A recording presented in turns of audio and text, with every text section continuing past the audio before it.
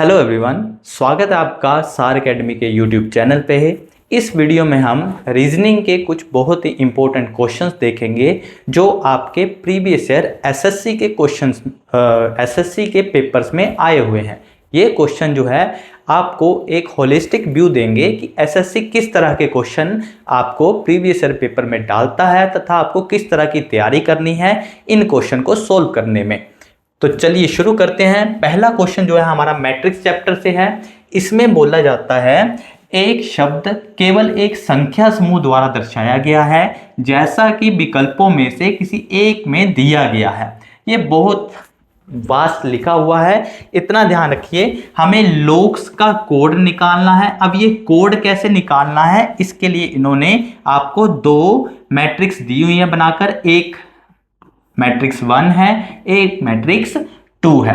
तो इसमें कुछ नंबर्स लिखे गए हैं, उन नंबर्स के नीचे और बीच में अल्फाबेट्स दिए गए हैं।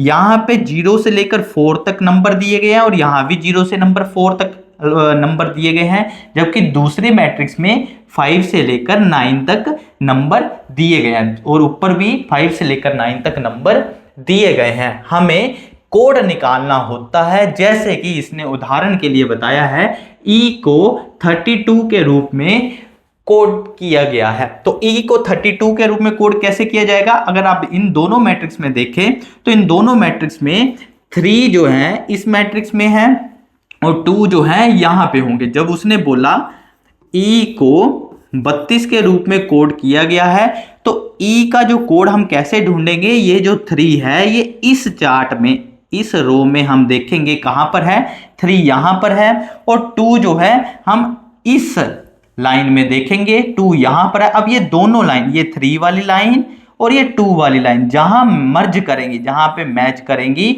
वहां पे कौन सा अक्षर है? तो वहां पे आप देख सकते हैं 3 और ये 2, यहां पे ई लेटर आ रहा है। यही कोड इसने उदाहरण के लिए हमें बताया हुआ है। इससे हम ये समझ सकते हैं कि अलग अलग लेटर्स के लिए अलग अलग कोड लिखे गए हैं। हमें उन कोड को पहचानना है जो लोग्स का कोड बनाएगा। तो अब इसको ध्यान से देखिए। सबसे पहला ऑप्शन जो दिया गया है वो है 2 3 फिर 8 9। 2 3 कैसे बनेगा? ये 2 बना और ये 3 बना, ऊपर से 3 बना, तो यहाँ पे L दिया गया है तो ये L का कोड बिल्कुल सही है। उसके बाद 89 दिया गया, 8 और 9 दिया गया, तो 8 यहां से लेना है और 9 जो है ऊपर से आएगा। तो 8 और 9 का कोड जो है यहां पे मिल जाएगा। तो यहां पे O दिया गया है तो O का कोड भी 89 बिल्कुल सही है। अगर नेक्स्ट कोड की बात करें तो नेक्स्ट जो है हमारा 31 है। तो 31 को अगर ध्यान से देखें तो यहां से 3 आएगा और यहां से 1 आएगा, तो ये भी C पे मैच करेगा, तो ये C का कोड बिल्कुल सही है। तो नेक्स्ट है 10 कोड दिया गया। 10 कैसे बनेगा? ये 1 है और ये 0 है, तो ये आपका K पे बनेगा, तो ये K का कोड भी सही है। नेक्स्ट हमारे पास 12 कोड दिया गया है, तो ये 1 है और ये 2 है। ये कहां पे मैच करे? ये A पे मैच करे, जबकि हमें अब जो है S लेटर का कोड चाहिए था, लेकिन अब जो आया A लेटर का कोड आया। तो इस प्रकार ये कोड हमें गलत दिया गया है, तो हमारा A ऑप्शन गलत हो जाएगा। तो हम नेक्स्ट ऑप्शन चेक करते हैं। 0 1 देखेंगे, 0 यहाँ पे है, 1 यहाँ पे, L के लिए ठीक है। 1 2 चेक करेंगे, 1 यहाँ पे, 2 यहाँ पे, A आ गया। हमें O का कोड चाहिए था। 1 2 पे कौन सा कोड आया? यहां से, अगर यहां से देखें तो हमारे पास यहां से और यहां से देखें तो हमारे पास A कोड आया, लेकिन हमें O चाहिए था। 1 2 पे अगर O होता तो ये ठीक होता, तो इसका मतलब B ऑप्शन भी गलत हो गया। तो आगे हम थर्ड ऑप्शन चेक करेंगे, दैट इज 23। 23 को यहाँ का 2 ले लीजिए और ऊपर से 3 ले लीजिए, तो L बिल्कुल सही है। नेक्स्ट है 1 3, 1 यहाँ से ले लीजिए, 3 ऊपर से ले लीजिए, O बिल्कुल सही है। नेक्स्ट है 31। 31 में हम चेक करेंगे, 3 यहाँ से आया, 1 यहाँ से आया, तो C का कोड भी बिल्कुल सही है। नेक्स्ट है 40, तो 4 यहाँ से आया और 0 यहाँ से आया, तो ये तो हमें D का कोड मिला। तो 40 के पास हमें D का कोड मिला, लेकिन हमें मिलना चाहिए था K का कोड, क्योंकि फोर्थ लेटर क्या है? K। तो ये तीसरा ऑप्शन भी गलत हो गया। तो नेक्स्ट हम चौथा ऑप्शन चेक करेंगे। चौथे ऑप्शन में 0 1 देखेंगे, 0 1 यहाँ से 0 और ये 1 बना, तो ये L लेटर है, ये बिल्कुल सही है, यहाँ L आएगा। नेक्स्ट है 57। ये 5 आया और ऊपर से 7 आया, तो ये आपका 7 यहाँ पे मैच होगा O पे, तो ये O का कोड बिल्कुल सही है, लोग्स में सेकंड O ही है। 31 चेक करेंगे, 3 और 1 ये C ही है, ये भी सही है। नेक्स्ट है 85, तो 8 यहाँ से आएगा और 5 यहाँ से आएगा, तो ये K का ही कोड बन रहा है, तो ये भी बिल्कुल सही है। और नेक्स्ट 11 है, तो 11 यहाँ बनेगा S पे और ये भी बिल्कुल सही बन रहा है। तो अब कौन सा कोड जो है लोग्स के कोड को बना रहा है, तो वो है हमारा डी ऑप्शन। तो हमारा राइट आंसर जो है डी ऑप्शन रहेगा। नेक्स्ट क्वेश्चन है हमारा डाइस चैप्टर से आया हुआ, जिसमें बोला है एक ही पासे की 3 अलग अलग स्थितियां दिखाई गई हैं, जिसके फलकों पर मतलब साइड पर, पासा होता है डाइस, डाइस की साइड पर 6 साइड होती है, तो वहां 1 से लेकर 6 नंबर लिखे गए हैं। तो इन 6 संख्याओं में से उसने बोला है उस संख्या का चयन करें जो 5 वाले फलक के अपोजिट आएगी, विपरीत आएगी। तो हमें बेसिकली पूछा गया है कि 5 जिस सतह पर, जिस साइड पर अंकित है, उसके अपोजिट साइड पर कौन सा नंबर अंकित होगा, ड्रॉ किया गया होगा, तो वो हमें फाइंड आउट करना है। तो इसके लिए हम क्या करते हैं, सबसे पहले हम 2 डाइस को कंपेयर करेंगे। तो ये पहली डाइस और ये दूसरी डाइस, अगर इन दोनों को कंपेयर करें तो इनके पास 1 और 1 कॉमन है, और यहीं से हम इसको क्लॉकवाइज लिख देंगे। क्लॉकवाइज मतलब 1 के बाद 2, 2 के बाद 4। तो ये हमारा ऑर्डर होता है, जब भी कोई कॉमन नंबर आता है तो हम वहां से क्लॉकवाइज ऑर्डर में लिखते हैं। तो पहले 1 आया, फिर 2 आया और फिर 4 आया। अब नेक्स्ट डाइस में भी हम 1 से लिखेंगे, 1 के बाद 3 आएगा, 3 के बाद 6 आएगा। तो 1 के नीचे जो दोनों लेटर्स कॉमन आए, उनमें से एक लेटर के नीचे डैश लगा दीजिए, उसके बाद हम 3 लेटर लेंगे, उसके बाद हम 6 वाला लेटर लेंगे। तो ये सभी लेटर्स जो हैं एक दूसरे, सभी नंबर्स जो हैं एक दूसरे के अपोजिट हैं। तो अब हम, इसने बोला है 1 से लेकर 6 तक की संख्याएं लिखी गई हैं, तो 1 से लेकर 6 तक की संख्याओं में, इन संख्याओं में 5 मिसिंग है, तो हम उसको यहां लिख देंगे। तो ये सारी संख्याएं जो हैं एक दूसरे के अपोजिट होती हैं। तो उसने बोला है 5 के अपोजिट कौन सा नंबर आएगा, तो 5 के अपोजिट जो है 1 रहेगा, तो हमारा ए ऑप्शन जो है राइट आंसर रहेगा। नेक्स्ट क्वेश्चन जो है हमारा सीटिंग अरेंजमेंट चैप्टर से आया हुआ है। सीटिंग अरेंजमेंट एसएससी के बहुत से एग्जाम्स के लिए इंपॉर्टेंट रहता है। जैसे कि आप सीजीएल का एग्ज़ाम देखेंगे, आप एमटीएस का एग्ज़ाम देखेंगे, सीएचएसएल का एग्ज़ाम देखेंगे, और जीडी के एग्ज़ाम में तो आप देख रहे हैं कि ये पेपर में आया हुआ है सीटिंग अरेंजमेंट से क्वेश्चन, और कई बच्चों के लिए ये बहुत ही सरदर्द का कारण बनता है। मैं आपको इसके रिलेटेड कुछ ऐसे पॉइंट बताऊंगा, आप उनका ध्यान रखिएगा। हो सकता है आपको वो पॉइंट पता भी हो, पर अगर नहीं पता है तो इन पॉइंट का ध्यान रखिए, और नेक्स्ट टाइम जब भी सीटिंग अरेंजमेंट का क्वेश्चन करना है तो इन पॉइंट को ध्यान में रखते हुए ये क्वेश्चन करना, आपके लिए क्वेश्चन थोड़ा और आसान हो जाएगा। तो क्या ध्यान रखना होता है वो देखिए। सबसे पहले ड्रॉ करना है, कितने पर्सन के बारे में बोला गया, 8 पर्सन के बारे में बोला गया है, तो 8 पर्सन के लिए हम सर्कल ड्रॉ कर लेंगे और ये 8 पर्सन के लिए निशान लगा लेंगे। ध्यान रखना है सभी का मुंह सेंटर की तरफ है, ठीक है। अब ऐसा पॉइंट उठाना होता है जिससे आगे भी कोई पॉइंट दिया गया हो। क्या बोला मैंने, ऐसा पॉइंट उठाना है जिससे आगे भी कोई पॉइंट दिया गया हो। जैसे इसने यहां से स्टेटमेंट शुरू हो रही है कि F जो है D के ठीक बगल में है। अगर मैं F को यहां लिख दूं और D ऐसे लिख दूं तब भी सही है, और F D के राइट साइड में लिख दूं तब भी पॉसिबल है कि वो बगल में ही रहेगा। तो इसका मतलब है ये फिक्स पॉइंट नहीं है, तो हमको ऐसा कोई पॉइंट नहीं लेना है जो फिक्स ना हो। फिक्स पॉइंट क्या होता है मैं आपको बताता हूं। जैसे इसने बोला है C जो है A के दाईं ओर दूसरे स्थान पर है। अब मैंने ये देखा कि C जो है A के दाईं ओर दूसरे स्थान पर रहेगा, और ये फिक्स बात है, पक्की बात है, ठीक है। और A के साथ आगे भी लाइनें कनेक्ट करने को दी गई है स्टेटमेंट में, तो ये एक बहुत अच्छा पॉइंट है, इसे हम ले सकते हैं। तो क्या बोला है इसने, C ऐसी जगह रखना है जो A के दाईं ओर दूसरे स्थान पर। अगर मैं A को यहां मानूं तो उसका दायां जो है इस तरफ रहेगा, क्योंकि मुंह किस तरफ है इसका, अंदर की तरफ। इस तरफ फेस है तो इस तरफ राइट साइड आएगी, तो ये पहली पोजीशन आ गई और ये दूसरी पोजीशन आ गई। यही उसने बोला है C जो है A के दाईं ओर सेकंड प्लेस पर है। आगे उसने बोला है A और D के बीच में केवल 2 व्यक्ति हैं। A और D के बीच में केवल 2 व्यक्ति है। देखो अब A और D के बीच में भी केवल 2 व्यक्ति वाली जो स्टेटमेंट है, इसमें भी 2 आपकी पॉसिबिलिटीज बन सकती है।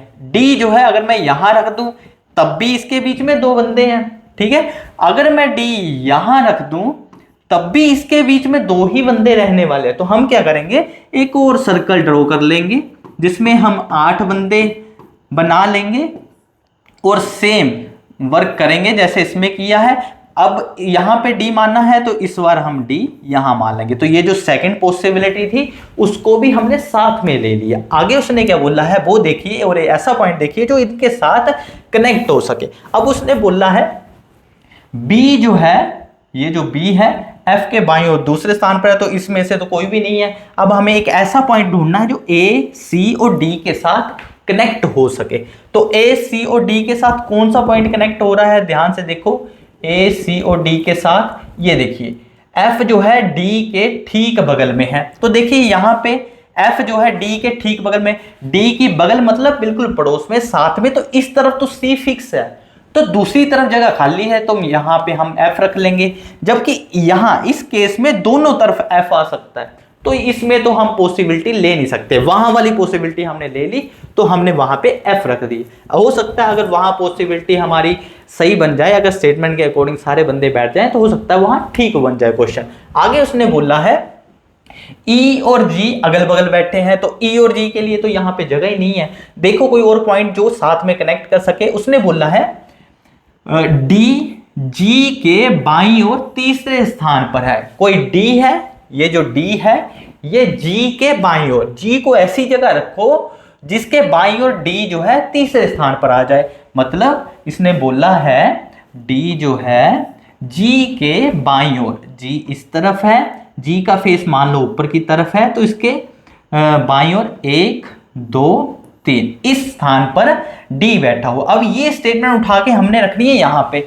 अब जी का फेस अंदर की तरफ है, अगर मैं जी को इस स्टेटमेंट के अकॉर्डिंग मानूं, अगर मैं जी को यहां रख दूं तो उसका फेस अंदर की तरफ है, और डी जो है ऐसे घूमकर यहीं आ जाएगा। ठीक है, 1 2 3 जी का फेस अंदर की तरफ, लेफ्ट साइड उसकी इस तरफ आई, तो ऊपर से गिनेंगे 1 2 3, इस प्लेस पे डी आ गया जो उसने बोला था। ठीक है, ये हमने यहां पे ड्रॉ कर दिया, ध्यान रखिएगा इस पॉइंट को। आगे उसने बोला है बी जो है एफ के बाईं ओर तीसरे स्थान पर है। एफ का बायां किस तरफ है, इस तरफ होगा, एफ का मुंह नीचे की तरफ है ना, तो बायां इस तरफ से होगा। ठीक है, तो इस तरफ से काउंट करेंगे तो यहां पे आएगा। तो क्या बोल रहा है उसने, बी जो है एफ के बाईं ओर तीसरे स्थान पर, तो बी यहां आ गया। ठीक है, ये भी फिक्स पॉइंट हो गया। अब और देखिए और क्या बोल रहा है उसने, एच और एफ भी अगल बगल बैठे हैं, एफ के साथ एक ही पोजीशन है, तो एच और एफ वाली स्टेटमेंट भी लिख दी आपने। और कोई पोजीशन या और कोई स्टेटमेंट बची हुई है तो वो देखिए, और कोई स्टेटमेंट, और तो कोई स्टेटमेंट बची नहीं। अब देख लीजिए इसमें कौन सा स्पेस खाली है 8 मित्रों में से, तो यहां पे हम देखेंगे ए बी सी डी, ई खाली है। ई से रिलेटेड कोई पॉइंट, हाँ ये दिया हुआ है, ई और जी अगल बगल बैठे हैं, तो ई यहां पे बैठ सकता है, तो ये हमारी सीटिंग हो गई। ये आपका पूरा पैटर्न सेट हो गया। ये वाला पैटर्न आगे चला नहीं तो हमने यहीं रहने दिया। अब हम देखेंगे क्वेश्चन, यदि बी से दक्षिणावर्त दिशा में देखा जाए। अब ये दक्षिणावर्त शब्द का क्या मतलब होता है, तो इसका मतलब होता है क्लॉकवाइज ऑर्डर। कौन सा order, clockwise order. Clockwise order की डायरेक्शन में देखा जाए तो बी और जी के बीच में कितने व्यक्ति हैं। बी को पहले ढूंढो, बी है यहां पे, यहां से क्लॉकवाइज ऑर्डर घड़ी इस तरफ चलती है, तो यहां से हम देखेंगे किसके तक, जी तक देखेंगे। अब इसके बीच में कितने बंदे बैठे हैं, एक बैठा है ई, एक बैठा है ए, तो कितने बंदे बैठे हैं, 2 पर्सन। तो हमारा राइट आंसर क्या हो जाएगा, डी ऑप्शन, दैट इज 2। हमारा नेक्स्ट क्वेश्चन जो है अल्फाबेट सीरीज चैप्टर से आया हुआ है तथा एसएससी सिलेक्शन पोस्ट में पूछा गया है। ये क्वेश्चन जो है आपके अन्य एग्जाम के लिए भी इंपॉर्टेंट रहता है। तो इसको कैसे करना होता है, सबसे पहले आप काउंट करिए कि कितने प्लेस की वैल्यू दी गई है। तो यहाँ पे देखेंगे 1 2 3 4 5 6 7 8 9 10 11 12 13 14 15 16, तो टोटल 16 प्लेस की वैल्यू दी गई है। तो अगर 16 प्लेस की वैल्यू दी गई है तो आप ये समझ सकते हैं या तो 4 का है पॉसिबिलिटी, या तो 2 की पेयर की पॉसिबिलिटी है, हो सकता है 5 की भी हो। ठीक है, तो पहले हम 4 की चेक कर लेते हैं, मोस्ट प्रोबेबल। तो 1 2 3 4, ठीक है, 1 2 3 4। अगर आप ध्यान से देखो तो यहीं से आपको एक पैटर्न बनता हुआ दिख जाएगा 4 4 लेटर का। कौन सा पैटर्न है, देखिए एफ जो है हमेशा स्टार्टिंग में आया है, यहाँ भी एफ स्टार्टिंग में आया है, तो यहाँ पे पहले जो भी पेयर बन रहा है उसमें पहले अक्षर जो एफ आ रहा है तो यहाँ भी एफ आना चाहिए। तो एफ से जो ऑप्शन शुरू हो रहा है, तो देखिए ये ऑप्शन तो ए से शुरू हो रहा है, ये तो हो गया गलत, हम नहीं मानेंगे इसको। तो ये जो एफ से शुरू हो रहा है वही ऑप्शन देखेंगे, तो एफ से 3 ऑप्शन शुरू हो रहे हैं, तो आगे देखते हैं कि कौन सा बनेगा। तो अगर आप देखें कि ए आ रहा है थर्ड लेटर जो है इस पेयर में, और इस पेयर में भी थर्ड लेटर ए बना दीजिए, इस पेयर में ऑलरेडी ए दिया गया, ए के बाद एन आ रहा है, यहाँ भी ए के बाद एन आ रहा है, तो यहाँ भी एन आ रहा है, तो यहाँ से हमें पेयर मिल गया एफ ए एन। अब ये पेयर हम सभी जगह फिल कर देंगे, एफ ए के बाद यहाँ एन, यहाँ एफ आ गया, तो ये क्या बन गया F N A N F N A N F. ये देखिए आपका पहला ऑप्शन जो है इसी के द्वारा बना हुआ है, आप देख सकते हैं F N A N F, यही आपका राइट आंसर रहेगा। नेक्स्ट क्वेश्चन जो है हमारा पिक्चर रिप्रेजेंटेशन या पिक्चर सीरीज वाले चैप्टर से आया हुआ है। कैसे इस तरह के क्वेश्चन करना है आइए देखते हैं। यहाँ पे आपको 3 पिक्चर्स दी गई हैं बना के, उसमें बोला है चौथी पिक्चर कौन सी फॉर्म होगी वो आपको फाइंड आउट करना है। अगर इसमें पिक्चर में दिए गए सिंबल्स को देखें तो सबसे पहले ये सर्कल पे ध्यान दीजिए, ये सर्कल जो है नेक्स्ट इमेज में, सेकंड इमेज में आपको इस कॉर्नर पे मिलेगा, और जो थर्ड इमेज है उसके बाद ये फिर से वापस पहले वाली इमेज के कॉर्नर पे आ जाएगा, इसी कॉर्नर पे आ गया।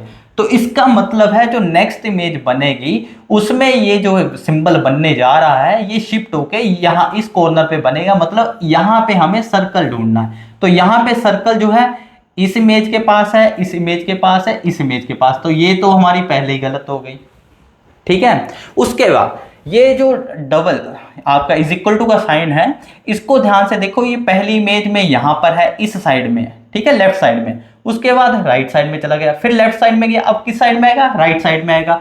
तो राइट साइड में आएगा तो देखिए इसमें तो दिया नहीं गया, तो ये गलत हो गया, ठीक है, इसमें भी नहीं दिया गया तो ये भी गलत हो गया, और इसमें दिया हुआ है तो ये राइट आंसर हो गया। इसके अलावा कोई और ऑप्शन बन नहीं रहा है, तो हमारा राइट आंसर जो है ए ऑप्शन रहेगा, हमें तीसरा सिंबल देखने की जरूरत भी नहीं है।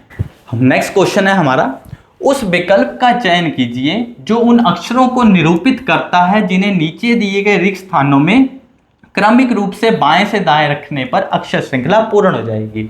ये क्वेश्चन जो है अल्फाबेट सीरीज चैप्टर से आया हुआ है, इसमें रिपीटिशन ऑफ लेटर्स होता है।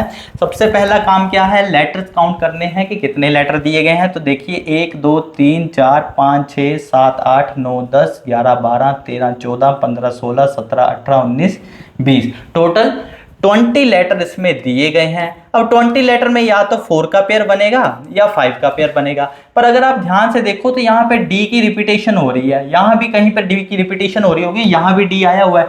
तो अगर हम डी को मान लें तो हम यहाँ से एक पेयर बना लेते हैं, 1 2 3 4, 4 का पेयर बना लो, 1 2 3 4, तो यहाँ भी एक पेयर बन गया, 1 2 3 4, यहाँ भी एक पेयर बन गया, 1 2 3 4, यहाँ भी एक पेयर बन गया। अब हम जो पेयर मान रहे हैं अगर पहला पेयर पूरा करें तो देखेंगे डी के, उसके बाद डैश है, उसके बाद वाई है, तो हमें एक पेयर जो बनता दिख रहा है स्टार्टिंग डी से हो रही है एंड किससे हो रहा है, वाई से। तो इसमें स्टार्टिंग डी तो मिल गया, लास्ट में क्या आना चाहिए था, वाई। तो हमारा जो थर्ड फिल होगा स्पेस वो वाई से फिल होगा, तो इसमें वाई है नहीं, तो पहला ऑप्शन तो सीधा गया। अब देखिए इसी पेयर में सेकंड पेयर में सेकंड जो हमारा स्पेस दिया हुआ है उसमें जो थर्ड लेटर फिल्ड है वो है 3, तो यहाँ पे हम एन फिल कर सकते हैं।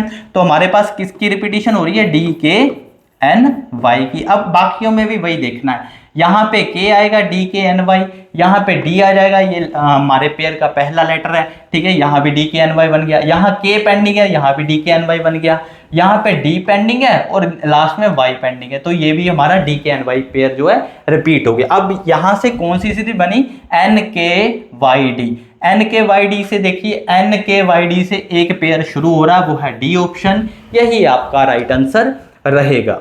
नेक्स्ट क्वेश्चन जो है हमारा डाइस चैप्टर से आया हुआ है। इस क्वेश्चन में हमें पूछा गया है कि एक ही पासे की 3 विभिन्न स्थितियां दर्शाई गई है, इस पासे को अगली बार घुमाने पर इसकी आने वाली स्थिति का चयन कीजिए। एक डाइस है उसको घुमाया जा रहा है, ठीक है, और घुमाया इस तरह से जा रहा है जो 5 नंबर जो है ऊपर का जो ऊपर की जो सतह है, ऊपर वाली साइड है वो ऐसे ही रह रही है और ये ऐसे घुमाया जा रहा है, मतलब जो ऊपर वाली साइड फिक्स है और ऐसे घूम रहा है ये।